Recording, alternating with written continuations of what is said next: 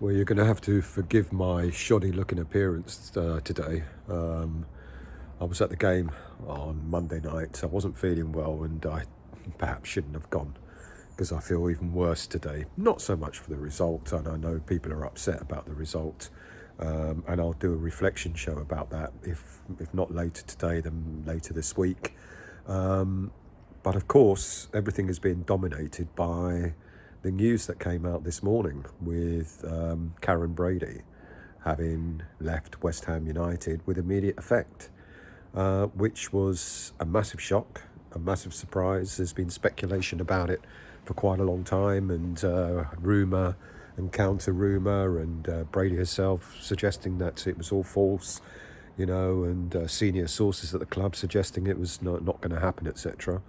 And lo and behold, out of the blue, season hasn't ended yet, after the game against Crystal Palace, which hasn't sent us down because we're still, fighting to stay in the Premier League. But the news has come that Brady has departed West Ham. So, as much as everyone wanted it and with the speculation going on, etc., half expected it, it's still a shock. It's still a massive surprise that it's actually come about.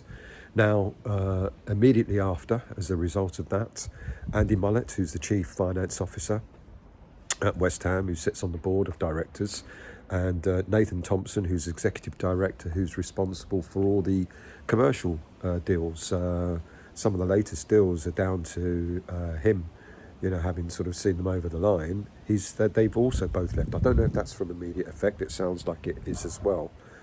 And then if that news wasn't enough, then we hear that Daniel Kretinsky, one of the last things that Brady is doing is that she's negotiating the purchase of a number of shares for Daniel Kretinsky to get equal shares with David Sullivan. So Kretinsky is investing more money. Now, I can't remember the exact numbers, but Kretinsky he's got 27%, something like that, of shares at West Ham. Sullivan has got 38.8%.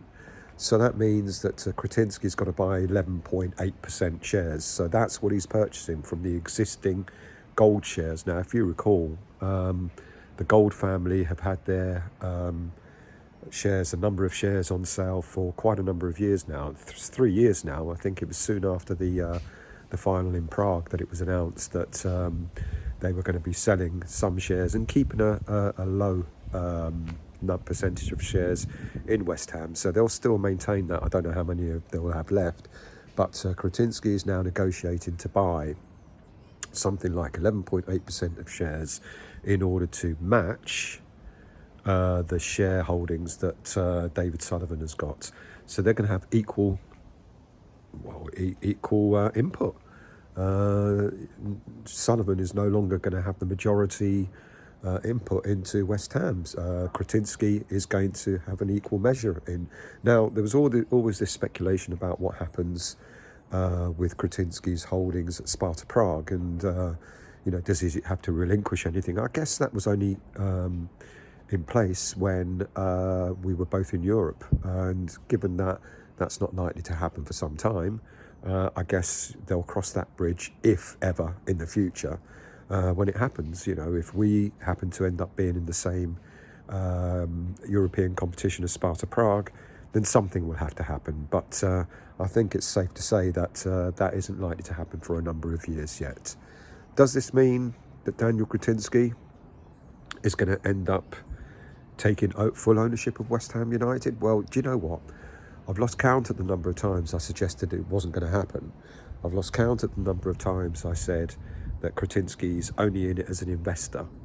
And, he doesn't, as long as his money's coming in, he probably doesn't give a damn about, as long as West Ham are in the Premier League, etc., then he'll just keep it as it is. So I was wrong, and everyone else who was advising were also wrong. So it's quite interesting that he's made this move, and it's quite interesting that the announcement now. The season hasn't ended. We still don't know what league we're in. I would say, with Kretinsky being a shrewd businessman, something is afoot. If we go down, then maybe The shares that Kretinsky's purchasing might be reduced in value. I don't know, so maybe he doesn't have to pay as much. Or maybe Sullivan is the shrewd man, getting Kretinsky to buy now, just in case we do go down. So at least we've got more investment in the club. It helps with the club as well.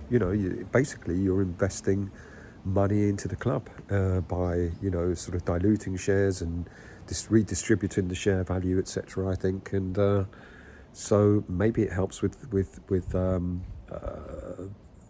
money coming into the club. I don't know.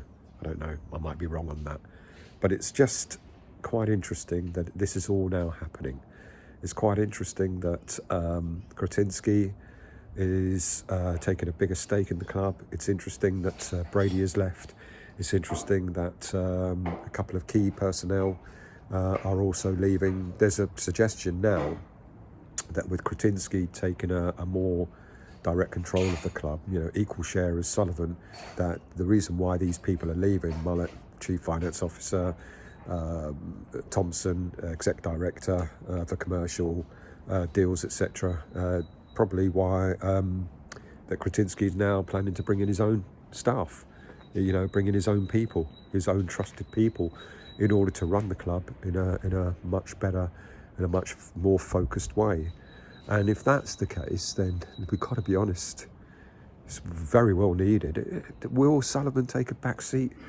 It will probably stop Sullivan making all these arbitrary decisions on things like transfers and so on. It means that he'll be answerable to Kretinsky. He's got to sort of agree with Kretinsky how we deal with our transfer business moving forward. Look, there's a lot of good to come in this. I'm still shocked that Kretinsky is actually making his mark. I'm still really, really surprised that Kretinsky is now finally, maybe, got the Royal Mail out of the way. He needed another little project to work on, and maybe West Ham United was on the back burner for him for a while until he decided it was the right time to make a bigger investment. I don't know. But it can only bode well. It can only bode well in the way that this football club is being run. It can only bode well in the way that we sort of move forward. Now, we were told we're going to get a director of football. Now, I'm pretty much convinced we're going to get a director of football because now it'll be Kretinsky that will insist on that sort of setup. How this affects Nuno, I don't know. Nuno doesn't really like working with directors of football, but if we can get a director of football that's singing to the tune of Nuno, that can see eye to eye and agree on the direction, the strategic direction of this football club, then all the better. So a lot is changing, a lot is happening. Maybe this is the wake-up call. Maybe Kretinsky has looked and said, look, this football club's a sleeping giant. It needs to be completely restructured. The only way I'm going to restructure it is to actually become an equal partner. And maybe that's why he's done it. But why? Why now? Why not wait till the end of the season? I guess that's a question for everyone. Why not wait till the end of the season? But it's all good. It's all good. Hammers United are going to take credit for Brady going. Does it mean, and rightly so, their campaign against Brady and Sullivan has worked. We've got to say that they're two figures at West Ham United that are so hugely unpopular, and Hammers United brought that to the fore. So well done to them as well for being a part of this change. It's worrying but exciting at the same time.